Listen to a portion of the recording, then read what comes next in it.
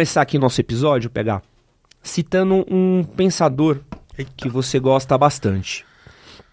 O Byung-Chul Han. Ah, gosto. Ele fala no livro dele, da Sociedade do Cansaço, que a gente perdeu um pouco da nossa presença. Uhum. Então ele fala muito sobre como a gente está vivendo uma vida mais acelerada, que a gente não consegue reter mais a nossa atenção e que a gente reage tudo com mais velocidade, precisamos de mais quantidade e cada vez mais um sentimento de insatisfação, apesar do alto consumo de coisas que a gente está consumindo.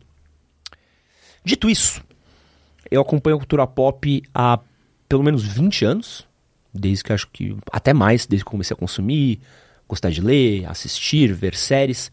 Profissionalmente deve fazer uns mais de 10. E uma percepção que eu tenho é que cada vez mais está difícil de a gente acompanhar a quantidade de lançamentos que saem. Então, séries, filmes, 6, 7, 8 streamings lançando 6, 7, 8 séries grandes, mais os canais de TV, mais os canais nacionais. Filmes, hoje, toda semana tem um blockbuster novo chegando no cinema, às vezes é difícil ser acompanhado. Saiu a Freira 2? Não saiu a Freira 2? Uhum.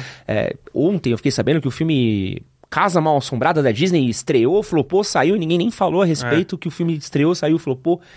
E aí vem a minha pergunta pra você, PH. Estamos produzindo conteúdo demais de audiovisual? Cara, aí eu teria que fazer tipo uma pesquisazinha, assim, eu sou daqueles dos números, né?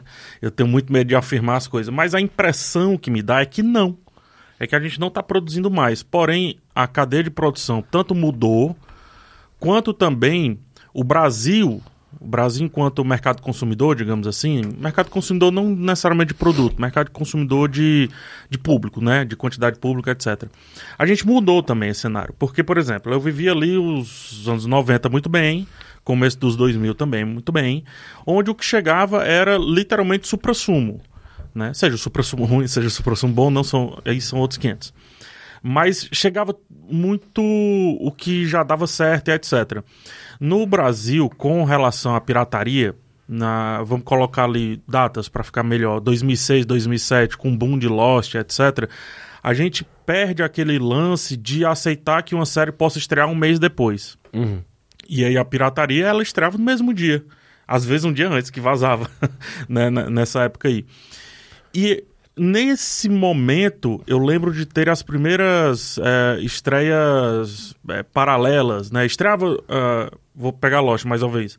Estreava nos Estados Unidos, no mesmo dia já estava na AXN, salvo engano era AXN, que publicava Lost. Já estava no mesmo dia. E foi daí que começou. Tipo, Breaking Bad também teve uma questão dessa e por aí vai. O que eu quero dizer com isso? A nossa percepção de quem cresceu nos anos 90 e começo de 2000 é de que dava pra assistir tudo, porque realmente dava pra assistir tudo. Porque eu chegava, assim, o filé, né? Hoje, com a cadeia de produção muito diferente, isto é, o próprio estúdio praticamente entrega, por exemplo, a Netflix, ela produz e entrega, né? Distribui, né? E ela não precisa de outro player, não precisa de outro nome, de outra marca, de outro nada pra negociar valores e distribuir no Brasil. Não, ela mesma distribui no Brasil, ela mesma entrega no Brasil. Não à toa que os streams, o sonho deles, de todos eles praticamente, é ter o produto bom ali para a Ásia, ter um produto bom ali para a América do Sul, né, América Latina no geral, ter o produto americano, ter o produto europeu, para que ela consiga penetrar naquele mercado para pessoas que não estão acostumadas com outros, né, com outras produções, etc. Então a impressão que me dá é que a indústria ela não está mais isolada e exportando. A indústria ela já está produzindo na casa, né? Ela já está produzindo aqui. A Netflix está produzindo aqui no nosso quintal, digamos assim. Mas não só Netflix, Prime, etc. E aí acho que vem essa quantidade. O que eu acho que muda é a nossa percepção de tempo. E aí eu vou colocar o outro fator, que é o spoiler.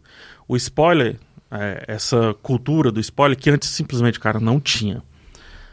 Eu sabia dos filmes que iam estrear pelo jornal, né? Isso no começo dos anos 2000. E eles davam spoiler. E às vezes era isso que fazia eu ver o filme, assim. Eu disse, ixi, é isso que vai acontecer. Você pega capítulo de novela, tem um resuminho do que vai acontecer na novela. Uhum. E às vezes as pessoas diziam assim, hoje a gente tem que assistir porque fulano vai matar Beltrano. Ixi, ué, já sabe. Mas enfim, aí voltando. Esse lance do spoiler traz aquela urgência de tenho que ver agora. E aí você já junta dois fatores. As coisas estão estreando junto com os Estados Unidos. A gente não tem mais aquele delay para com... Não só os Estados Unidos, mas para o mundo todo, praticamente.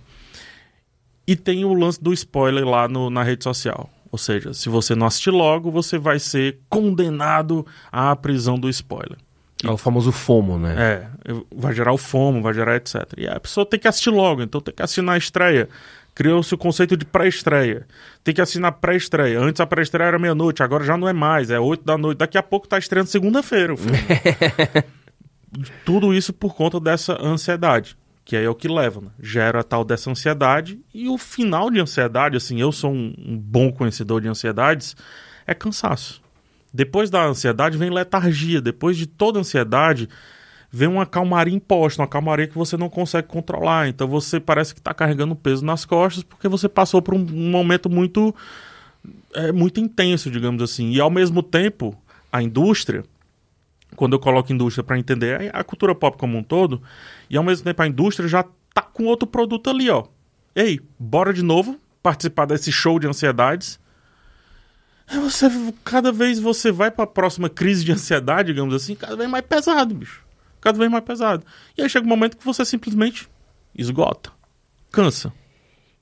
E aí a minha pergunta é, dá pra manter a qualidade nessa correria de hype que a gente tem vivido com esse tanto de franquia, série, lançamento, coisa acontecendo? Sim, se os profissionais fossem melhor remunerados, mais bem remunerados. Sim, se tivesse mais profissionais. Acho que sim, se tiver... O grande problema da indústria, às vezes, é que ela cresce, e eu tô falando até indústria de produto. Uhum.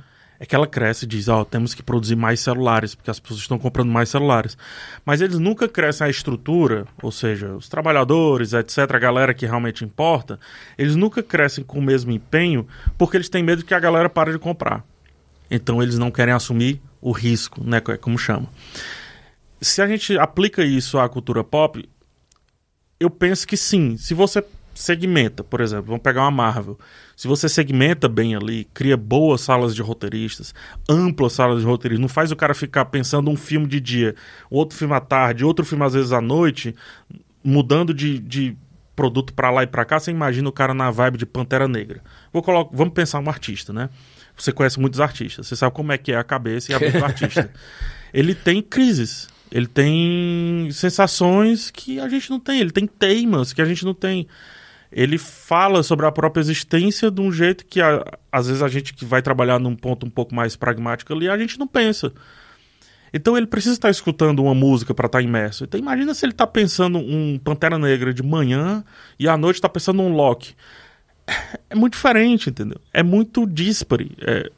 Vamos lá, para um Loki você tem que escutar um eletrônicozão puxado, digamos assim. Para o Pantera Negra você tem que escutar uns rap agressivos, você tem que ler um Tennessee Code, você tem que... É outra viagem. Um dos dois vai sofrer, né? Um dos dois vai sofrer. Então eu acho que se distribuir melhor essa produção, se melhorar essa cadeia de produção, lá na ponta a gente não vai sentir nenhum déficit, ou se sentir é aquela questão da subjetividade da arte, de um ponto de vista de eu gosto, não gosto, aí são outros 500, é a opinião. Mas do ponto de vista de produção mesmo, acho que eles conseguiriam manter uma média bacana, onde um e outro iria ser um as, né? Ia ser um Top Gun, um Tom Cruise da vida, e outros seriam ali, beleza, mais um dia e foi legal, entendeu?